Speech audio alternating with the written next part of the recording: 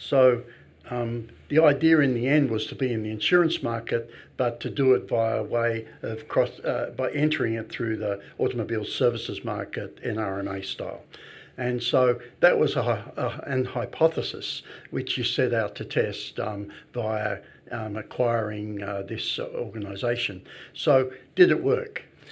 No, it didn't work, and it was a real eye opener and a real lesson in everything from product market fit to this basic point that what works really well in one market, being the Australian market, may not work at all in another market, where there are cultural differences, industry differences, social differences, the whole gamut of things.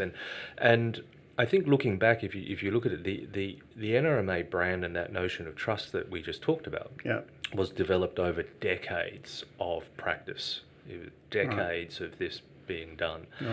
And so to recreate that in a completely new market with a very different set of cultural attributes, a very new car ownership sort of culture, overlaid a kind of classic Chinese culture, it meant that the operating environment was just so different. And no, it didn't work. It didn't work in the way that we had envisaged it at all. Right. So when you said, what do you think were the main reasons? I mean, there's a number of reasons, but what would you say was the main reason why it didn't work? Was it the trust issue, or?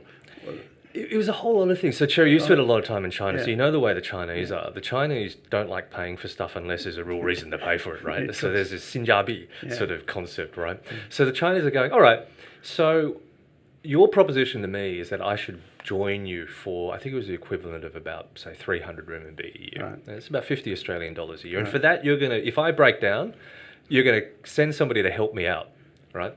So the Chinese are thinking, first of all, I'm a great driver. It's a new car. I'm not going to break down. I'm great. I'm nothing unlucky or unfortunate is ever going to happen to me. So first of all, I don't need your services. So number one.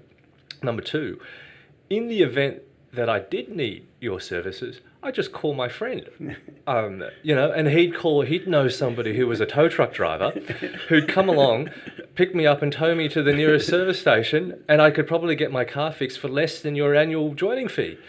So why would I do that? And in the meantime, get another mate as a taxi driver to come and take you home and everything. Exactly. So the cultural context and the industry and the market context was very, very different.